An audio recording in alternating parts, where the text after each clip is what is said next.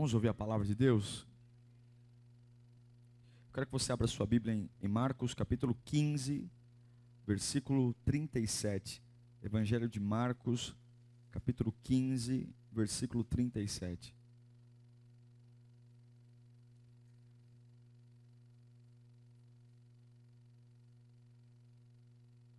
Os irmãos que estão ofertando ainda, ofertem.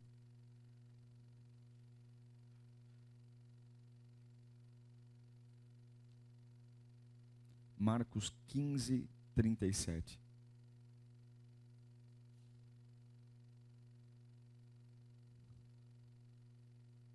O texto diz: mas Jesus, com um alto brado, expirou. Mas Jesus, com um alto brado, expirou. Vamos orar? Senhor, nós estamos acostumados a estar aqui. Muitos estão acostumados a ouvir este pregador que aqui está. Muitos estão habituados com os louvores, enfim. Mas eu não posso me habituar com a tua voz, com a capacidade do Senhor falar comigo. Uma quinta-feira tão especial, onde os cristãos do mundo inteiro celebram o maior sacrifício e a maior prova de amor já vista em toda a existência do homem. Que nosso coração esteja aberto para ouvir aquele que pagou um preço por nós. Que a gente não seja, nesse instante, tolo de deixar a nossa mente num lugar que não haja remédio, que não haja ajuda, mas ensina-nos a te ouvir. É o que nós pedimos em nome de Jesus. A cruz, esse tema do sermão, a cruz pede que a gente amadureça. Essa palavra Deus falou muito comigo hoje ao longo do dia, porque a cruz mudou muito, né? A cruz que a gente tem hoje, eu tenho uma cruz pendurada no pescoço. Alguém carrega algum utensílio de cruz? Alguém tem alguma tatuagem de cruz, brinco de cruz? Alguém tem correntinha de cruz? Sei lá. A cruz que a gente tem hoje é muito diferente da cruz do século I. A cruz no século I é diferente de hoje, que é um adorno de colar, alguns tatuam a cruz no corpo, alguns carregam em pulseiras, outros carregam em adesivos, mas a cruz do século I, ela tinha um significado hediondo, angustiante e inimaginável, você sabe disso. A cruz, ela nasceu por uma necessidade, a crucificação. Na época de Jesus, por exemplo, as mortes mais comuns, as pessoas quando eram mortas, né, os criminosos, as mortes mais comuns eram o apedrejamento, o estrangulamento, o afogamento, a fogueira, queimados vivos, a espada, né, a decapitação e o óleo quente. Se enchia um caldeirão de óleo quente e jogava o indivíduo lá dentro. Essas eram as mortes mais comuns. Mas aí tinha um problema.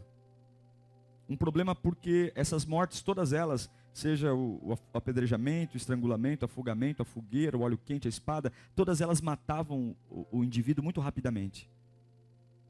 Então os persas, na realidade primeiro foram os persas que desenvolveram a morte de cruz, e depois os romanos aderiram à morte de cruz, porque diferente de todas essas mortes que eu citei aqui, a morte de cruz era uma morte que causava dois efeitos. O primeiro, agonia. Existem relatos de homens que ficaram 9 dias crucificados e agonizando. Então, além de aumentar o sofrimento da morte, a morte de cruz também era um recado, porque a crucificação não era feita num lugar distante, a crucificação era feita num lugar de passagem. Então todos viam. A crucificação também era um recado para aqueles que falavam: olha, se você não nos respeitar, se você não se submeter a nós, esse é o teu destino. O condenado, ele era despido, você sabe disso. Ele permanecia exposto ali na sua agonia. E frequentemente os romanos brincavam, chacoteavam dele. Era um espetáculo para todos que estavam ali. Um espetáculo muito bizarro, mas um espetáculo para que todos testemunhassem: não mexam com a gente, não mexam com o Império Romano, não mexam com as nossas normas. Tem uma curiosidade, até mesmo em Marcos 15, 44, não precisa colocar esse texto, O próprio Pilatos, ele estranha a rapidez com que Jesus morreu. Jesus ele ficou, em média, 6 horas apenas na cruz. E haviam relatos de homens que ficavam dias. Mas Jesus ele morreu tão rapidamente na cruz, porque ele já chegou na cruz praticamente morto. Ele apanhou tanto. Pra você ter uma ideia, uma cruz, relatos dos estudiosos, ela pesava em torno de 70 quilos. Um homem, na idade de Jesus, com 33 anos, carregar uma cruz de 70 quilos, no estado natural, nunca seria uma dificuldade. Mas a Bíblia diz que Jesus não conseguiu. Simão Cirineu que teve que ajudá-lo a carregar a cruz. Ele não conseguiu, porque ele já saiu do julgamento praticamente morto. Praticamente arrebentado. Ele não conseguiu sequer ter forças para carregar a cruz. Agora, o que a gente tem que pensar é que era um Deus ali sendo massacrado. O que a gente tem que pensar e lembrar é que não era qualquer pessoa que estava ali. Ele sofreu tanto. E era o próprio Deus ali. Ele sofreu no âmbito emocional. Você sabe que no Getsemane ele suou gotas de sangue. Tem uma palavra que eu ouvi há muito tempo atrás do pastor Silas Malafaia. Ele disse: o homem que mais sofreu de depressão, o homem que mais passou pela depressão mais profunda foi Jesus Cristo. Porque ninguém tem a capacidade de suar gotas de sangue no nível que ele suou, num total estado de estresse. Então Jesus estava no Getsemane suando gotas de sangue, ele estava sozinho, ninguém ficou com ele. Na cruz ele foi abandonado, ninguém ficou com ele. Na cruz ele dá um grito. O que ele fala? Deus meu, por quê? Me abandonasse. Ele está sozinho. Ele tem, além do sofrimento emocional, ele tem um sofrimento espiritual. A gente não tem ideia da batalha que ele travou, mas o que a gente sabe é que todos os demônios estavam ali oprimindo ele, todos. Além de todos os demônios estavam oprimindo, o próprio diabo em pessoa oprimindo ele, e ele não estava ali como Deus, estava ali como homem. Uma coisa é Deus, Jesus, lutar contra o diabo. Uma outra coisa é Jesus humano lutar contra o diabo. Toda a opressão. E além de todos os demônios e o próprio Satanás afligindo ele, atormentando, perseguindo o pecado de toda a humanidade. A gente faz alguma coisinha errada, a consciência já pesa. Imagine Jesus estar carregando o pecado de toda a humanidade que estava sobre ele. Ele sentiu a culpa de todo mundo. Sabe o que é você fazer uma coisa errada e depois se sentir culpado? Pois bem, ele sentiu a sensação de culpa dos pedófilos, dos adúlteros, dos mentirosos, de todas as esferas de pecado. Todas estavam no único dia, no único momento de todo mundo sobre ele. E além da questão emocional e da questão física, além da questão emocional e da questão espiritual, havia a questão física. Como eu disse para vocês, numa quinta-feira à noite, ele é preso, é levado ao sinédrio. Caifás, o sumo sacerdote, declara sua sentença, e ali ele começa a sofrer o primeiro traumatismo físico dele. Jesus Cristo ele foi esbofeteado no rosto por um soldado. Simplesmente porque ele se manteve em silêncio no julgamento. Porque ele não falou nada, ele foi esbofeteado. Caifás mandou esbofeteá-lo. Os soldados taparam os olhos dele, como se brinca com bobinho. Taparam os olhos dele, pedindo que ele identificasse quem que tinha batido nele.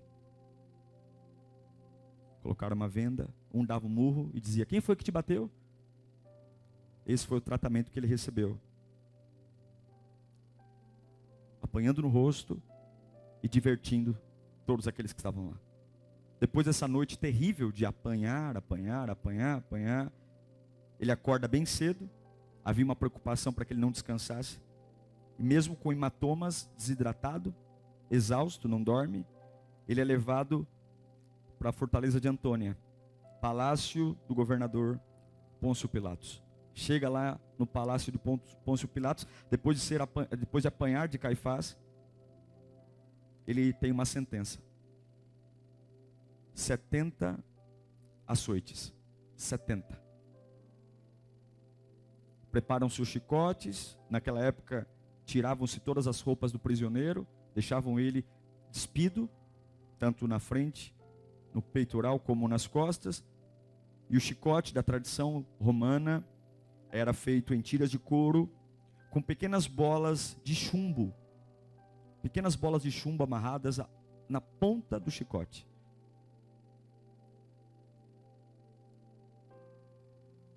Ele era amarrado em algum lugar, uma pedra, um tronco, para que ele não desfalecesse. E com toda a força, um guarda pretoriano romano pegava aquele couro com bolas de chumbo e batia em suas costas.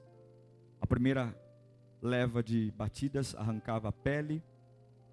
A segunda leva de batidas cortava os capilares da pele, da veia, e logo depois as hemorragias começavam. Era assim que funcionava. As pequenas bolas de chumbo era realmente para causar hematomas em lugares profundos. E só parava quando o centurião-chefe percebia que o agredido estava prestes a morrer. Enquanto houvesse sinal de vida, vitalidade, força, enquanto ele gemesse ainda, tentando se esquivar, não parava. Só parava quando as forças já tinham ido embora e ele apanhava, vendo o seu corpo sendo dilacerado no chicote, mas não reagia. Como se não tivesse sentido mais nada. Aí Jesus é tirado de lá, é levado para um pavimento de pedra. Eu andei na Via Dolorosa, agora em Israel, é tudo em pedra. Tudo. E os soldados romanos, para brincar com ele, jogam em cima dele uma túnica e colocam um cetro em sua mão. Pegam uma coroa de espinho, se não fosse... A coroa não era tradição, a coroa era realmente uma zombaria, porque ele se dizia o rei, então vamos coroar o rei. Pega uma coroa de espinho, é um pequeno galho flexível, coberto por espinhos, e ali cravam em sua cabeça, mas não é uma coroa de espinho como a gente pensa. São realmente espinhos que têm aproximadamente 9 centímetros de comprimento. E esses espinhos entram. E esse mesmo cetro que colocam Jesus para apoiar, eles tiram da mão de Jesus e batem em sua cabeça. E agora, além das hemorragias nas costas, ele tem hemorragia na cabeça. O crânio, você sabe que é uma das regiões que mais tem irrigação sanguínea. E agora ele começa a ter outras hemorragias. Joga uma túnica nas suas costas, costas que apanharam muito, e como um velcro, cola-se em suas costas e depois arranca-se. É como se estivesse fechando as feridas e agora arranca e tudo volta a sangrar. Enfim, ele chega na hora da crucificação, é oferecido para ele mirra. A mirra na época era um analgésico, era vinho com mirra, para ele tomar, para ver se melhorava as dores. E Jesus não bebe. Ele é deitado sobre o madeiro, e o legionário tenta encontrar uma depressão entre o osso e o pulso, para pegar um prego de ferro, de aço, de 12 centímetros, e colocar na sua mão. Rapidamente pregava do outro lado, e o soldado tinha o cuidado de não deixar os braços esticados, porque se os braços ficassem esticados, ele poderia se apoiar na própria cruz. Ele fazia questão dos braços ficarem flexíveis, para que ele tivesse a capacidade de, enquanto pregado, se mexer, para que ele não tivesse apoio nenhum. Ele é erguido, e quando ele está erguido, pega-se o pé direito, coloca-se sobre o pé esquerdo, e coloca-se um outro cravo, um outro prego em seus pés. Como os braços estão flexíveis, todo o peso do corpo é concentrado nos pregos das mãos. Ele não consegue ter apoio. A única forma dele estar ereto e não cair de frente é colocando todo o peso que tem nos cravos das mãos. Isso gera câimbras, isso gera dores, isso gera agonia.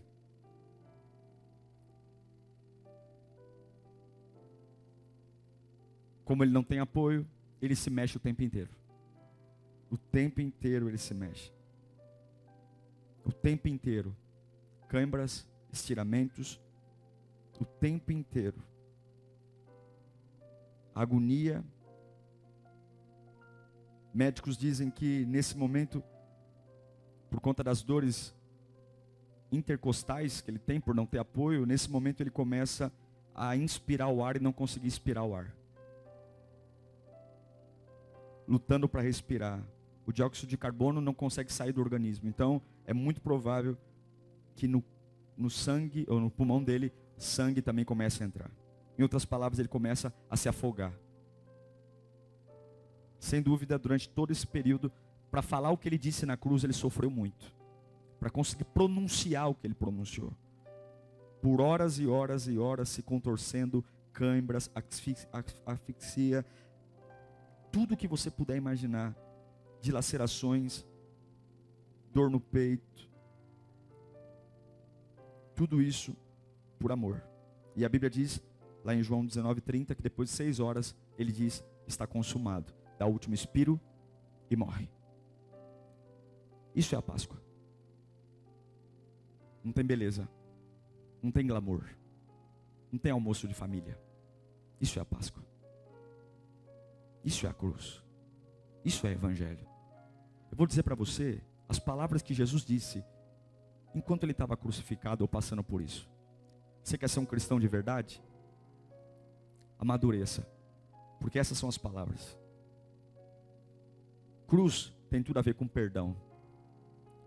Em Lucas 23:34, Jesus diz, Pai, perdoa-lhes, porque eles não sabem o que fazem. Se você ama Jesus, se você quer viver a Páscoa, no momento de sofrimento, não importa o que você está passando, você tem a obrigação de perdoar. Você tem a obrigação de perdoar, seja lá quem for. Se você aceitou a Jesus como Salvador da sua vida, se você aceitou Ele e você abre a boca para dizer que Ele é o Senhor da sua casa, o Senhor da sua vida, você não tem o direito de não perdoar, seja qualquer a situação, qualquer o crime, qualquer o prejuízo que você tomou. Eu não tenho direito. Porque se Ele, nesse caos e passando esse inferno, Ele tem a capacidade de olhar para os seus algozes, homens que estão punindo Ele, xingando Ele, sem ter cometido um crime. O crime de Jesus foi ter nos amado. O crime de Jesus foi ter curado. E Ele diz, Pai, perdoa-lhes. Nós não temos o direito de não perdoar. Não importa a razão, não temos razão nenhuma. Não temos razão nenhuma. Não temos. Se você ama Jesus, nós temos que amadurecer e pegar todas as áreas da nossa vida que não há perdão, tomar vergonha na cara e perdoar quem temos que perdoar. Temos que perdoar, não tem conversa, sem que a pessoa mereça, sem que a pessoa me faça nada, temos que perdoar. Perdoe. Isso é ser cristão. Isso é cristianismo. É perdoar. É entender que eu tenho que representar Ele em tudo. Não adianta sermos cristãos cantando, sermos cristãos levantando as mãos, sendo cristão falando em línguas. Temos que ser cristãos dos valores, o perdão. Ele é o curativo para a angústia. O perdão, ele é a contramão da natureza humana. O perdão é divino. O perdão não é uma sensação humana. O homem não perdoa. O perdão é divino. E quando eu não perdoo, eu assumo que ainda sou humano e não divino. Perdoe. Amadureça. Quem amadurece na cruz, perdoa. A cruz grita, perdoe. Sabe outra coisa que a cruz grita? E Jesus disse na agonia, nesse sofrimento, nesse inferno, Lucas 23:43. Em verdade vos digo, que estará hoje comigo no paraíso. Ele está sofrendo. Os pulmões dele estão inflando de sangue. Ele está sucumbindo. Ele já chegou na crucificação arrebentado, por esbofeteadas no rosto e chicotadas nas costas. Ele já chegou oprimido. Ele está vivendo o pior momento da vida dele. E ele tem a capacidade de gerar esperança no bandido e no ladrão que está ao lado dele. Cristianismo é conseguir gerar esperança ao outro, independentemente do lugar e da situação que eu estou. Cristianismo é conseguir levar uma palavra de esperança, mesmo que eu ainda não tenha nada em mim de bom para dizer para o outro. Cristianismo é a capacidade de saber que eu estou passando o pior momento da minha vida, mas se alguém precisa ouvir o Evangelho, eu vou engolir meu choro, eu vou engolir minha dor, eu não vou me fazer de coitado e de vítima, e vou falar não sobre mim, mas sobre aquele que pode gerar esperança, até mesmo no pior momento da minha vida. Isso é o que é vida madura em Cristo Jesus. Ele está lá sangrando, inflando o pulmão em sangue, tendo câimbras, e ele consegue ainda pregar pregar sobre ele mesmo para aquele que está ao lado. Ele poderia dizer como eu sou um coitado, como esse povo é cruel, mas a preocupação dele é gerar esperança. Amadureça, gere esperança, fale menos de você e mais dele, dê menos importância às suas dores, seja menos egoísta, dê menos importância ao seu sofrimento, leve uma palavra de esperança, não perca o foco. Cristianismo é entender que o desemprego, o emprego não muda quem eu sou, a doença não muda quem eu sou. Isso é cristianismo.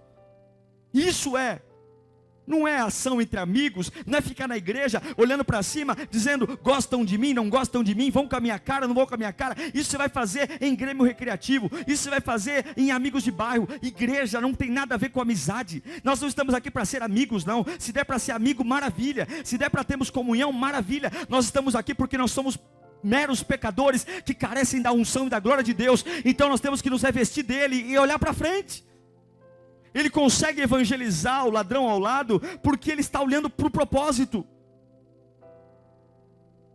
Cruz, Páscoa, é ter uma palavra de esperança mesmo quando a minha vida está uma porcaria.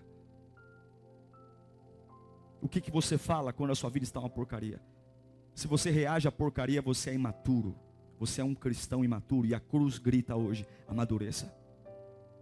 Amadureça. A cruz te pede. A cruz. Olha o que Jesus diz em João 19, 27. Crucificado.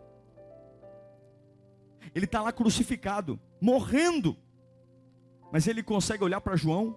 Maria está ali, vendo o próprio filho sucumbir. E Jesus fala ao discípulo: aí está a sua mãe. Daquela hora em diante o discípulo recebeu em sua família. Jesus está morrendo, mas ele é responsável. Ele olha para a mãe dele e fala assim: eu preciso colocar alguém para ajudar minha mãe. Ele está vivendo o pior momento dele e ele é responsável. Responsável. Imagine Jesus olhar para Maria ali na cruz e dizer: olha, eu estou aqui, mas eu estou preocupado com a minha família. Eu estou preocupado como minha mãe vai ficar. Eu estou preocupado como é que vai ser. E ali ele olha para João e fala: ó, agora ela é tua mãe, cuida dela. Cuida dela. Você perde a responsabilidade em momentos de dor? Ou você fala, ou coloca a dor como responsável por simplesmente você abrir mão de tudo? Ah, pastor, eu estou como estou, não me cobre nada porque está doendo a minha vida. Não me exija nada. Se você entender, pastor, o que eu estou passando, você saberia o que é. Por que eu estou como estou? Por que eu vivo a vida que tenho? A gente vai colocando como responsabilidade para nossas ações simplesmente as dores que temos, as decepções que temos, e tudo isso afaga nosso ego e não nos confronta, e ficamos lá sentados sem fazer nada. A vida passa e todo mundo que vem falar comigo, eu logo demonstro o porquê que eu não estou fazendo algo, porquê que eu não estou indo na igreja, porquê que eu não estou servindo a Deus. Olha a minha lista de razões pelas quais eu não sirvo a Deus. Olha, e no final das contas eu sou uma bela de uma criança, imaturo, pequeno, porque a cruz cristã aponta para nós responsabilidade. Ele está sofrendo, mas ele sabe: eu tenho que ter responsabilidade de cuidar da minha família, responsabilidade de orar pela minha casa, responsabilidade de cuidar dos meus. Eu não sei nada sobre amanhã, eu nem sei o que vai acontecer, mas eu não vou deixar de ser responsável. Eu não vou deixar as minhas dores me tornarem uma criança imatura. Está sofrendo, estou doendo, estou sangrando, eu não sei o que vai acontecer, meu pulmão está cheio de ar, eu estou aqui debruçado, mas eu sou responsável. Isso é Páscoa. É ser responsável. Responsável pelo que eu falo, pelo que eu penso. Parar de ficar dizendo o que eu penso, o que penso. Ah, falei sem pensar, magoei sem pensar, larguei meu casamento sem pensar, abandonei a fé sem pensar. Seja responsável na dor. Seja responsável na dor. Se você não tem a capacidade, então diga: eu não sou um bom cristão ainda. É isso. Eu ainda não sou um bom cristão. Eu preciso aprender com ele. Porque a Páscoa é responsabilidade na dor. A Páscoa é humanidade. Em João 19, 28, o Deus reconhece que tem sede. Mais tarde, sabendo então que tudo estava concluído, para que a Escritura se cumprisse, Jesus disse: o que ele disse? Eu tenho sede. Aqui está um grande paradoxo. O autor da vida, aquele que se diz a fonte, agora ele tem sede. Porque a cruz não te faz imbatível. A cruz continua te mantendo homem. Nesse momento Jesus está mostrando que ele é humano, que ele sente a mesma necessidade que eu e você, e ele não espera que você seja um Deus. Não é pecado ser gente, pecado é tentar ser Deus. Não é pecado ser humano, não é pecado ter limite, não é pecado chorar, não é pecado falar que tem vontade de desistir, nós somos humanos, não é pecado ter fraqueza, não é pecado sofrer tentação, não é pecado. O que é pecado é esquecer o real propósito da cruz, o real propósito que não tem nada a ver comigo, tem tudo a ver com Ele. Então, em nome do Senhor Jesus, aonde você trata as suas fraquezas, onde não faça das suas fraquezas impedimentos para crescer, mas lance suas fraquezas, porque nós somos homens pecadores, vamos errar hoje, vamos errar amanhã, vamos errar depois de amanhã, mas permita que a cruz nos torne maduros de pegar nossas fraquezas e levar para Ele. A cruz é sacrifício. Em Mateus 27:46, Jesus agonizando, Ele vai dizer, por volta das 3 horas da tarde, Jesus bradou em alta voz, Eloi, Eloi, lama sabachthani, que significa, meu Deus, por que me abandonaste? Ele não está gritando, eu não aguento mais. Ele está dizendo, Senhor, fica comigo aqui. Em outras palavras, ele está dizendo, eu estou sofrendo muito, mas a minha única preocupação não é descer daqui. A minha preocupação é porque eu queria que o Senhor estivesse perto de mim agora. Cruz é sacrifício, mas que sacrifício é esse? É o sacrifício de entender quem você clama na dor. Quem você clama na dor? Um cristão sabe para quem clamar na dor. Um cristão sabe para quem pedir na dor. Jesus está sofrendo e ele diz, meu Deus, por que me abandonaste? Ele não está reclamando, ele não está zombando, ele não está querendo desistir, ele está dizendo, meu Deus, para quem você clama no meio da sua dor? Quem é a pessoa que você primeiro lembra? Quando nada dá certo. Isso é Páscoa. Páscoa é no meio da pior dor, clamar a Ele, a Deus. Clamar a Ele. O sacrifício de clamar a Deus. Não clamar pela desistência, não abrir a boca e invocar todos os demônios que estão à minha frente, não dizer que eu não aguento mais, não zombar da Bíblia. Alguns zombam da Bíblia, zombam da igreja, zombam da noiva, porque é muito mais fácil zombar de alguém do que reconhecer o quanto eu sou uma criança. É muito mais fácil zombar da fé do que assumir o quanto eu ainda não sou um cristão. A Páscoa e a cruz nos pede redenção. Jesus diz em João 19:30,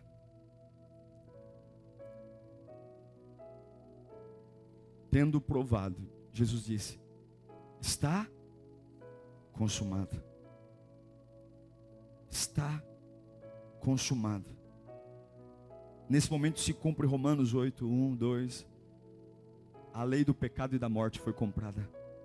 Jesus cumpriu com perfeição o que foi projetado por Deus no Éden. Cruz é cumprir com perfeição o plano que Ele tem para mim e para você. É dizer, eu estou vivendo a fase mais terrível da minha vida. Eu posso estar odiando o que Deus está fazendo, mas eu não vou abrir mão do plano. Eu não vou abrir mão, porque um dia, não sei que tempo, eu vou olhar para Deus e vou dizer, está consumado. Eu fui até o fim. Eu não acabei nas drogas. Eu não acabei no crack. Eu não acabei na prostituição. Eu acabei vivendo o plano que Ele tem para mim. Termine aquilo que Deus começou. A cruz exige de nós maturidade. Essa palavra está consumado significa a obra está completa. Eu sofri. Desde aquela quinta-feira eu apanhei.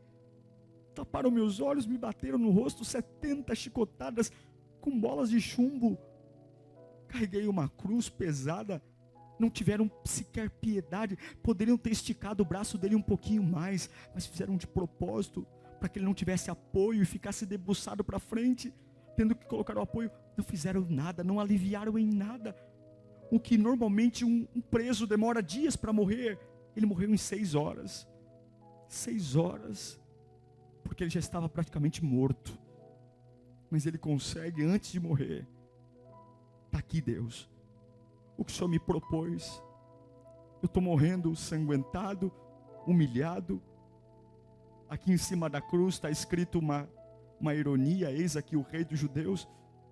Mas Pai, aquilo que o Senhor mandou eu fazer, está aqui, está consumado. É isso que Deus espera de você. Eu não sei se a casa que você mora vai ser mantida. Eu não sei se seus filhos vão estar com você o tempo inteiro.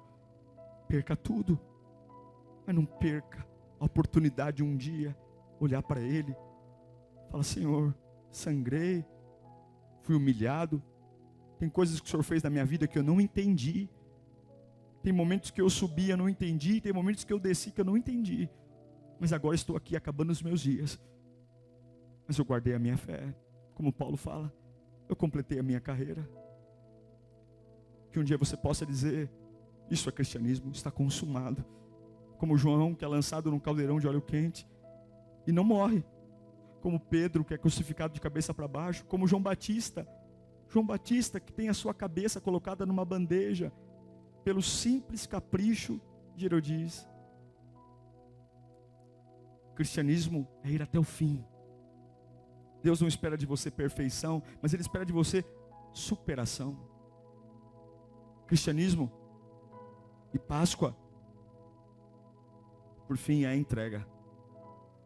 Em Lucas 23, 46, Jesus diz, e Ele bradou em alta voz: Pai, nas tuas mãos eu entrego o meu espírito. Não é para depressão, não é por suicídio, não é por remédio, não é para o melhor amigo. Nas tuas mãos eu entrego o meu fim. Nas tuas mãos. Ele dá um brado e ali ele morre. E ali ele termina. Você gostaria de entregar a sua dor para quem hoje? Ele morreu voluntariamente.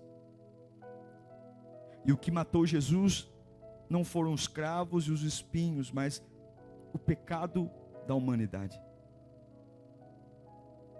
O que você diria se você estivesse na cruz?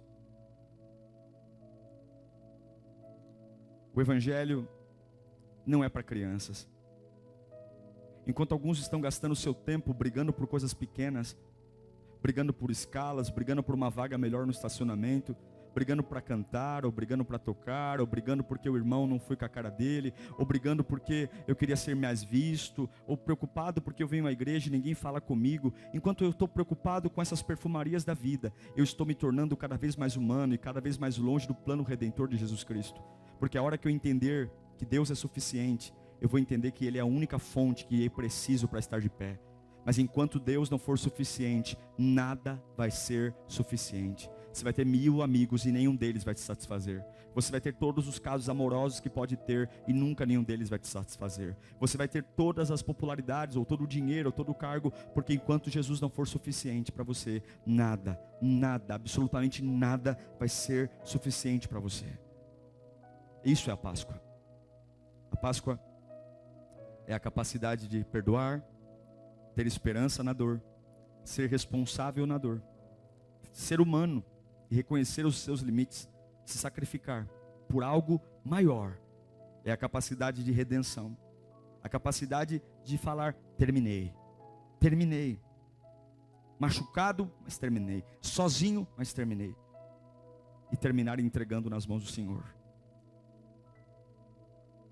Eu tenho muita vergonha dessas épocas, muita vergonha, vergonha de mim, vergonha de ter um direito.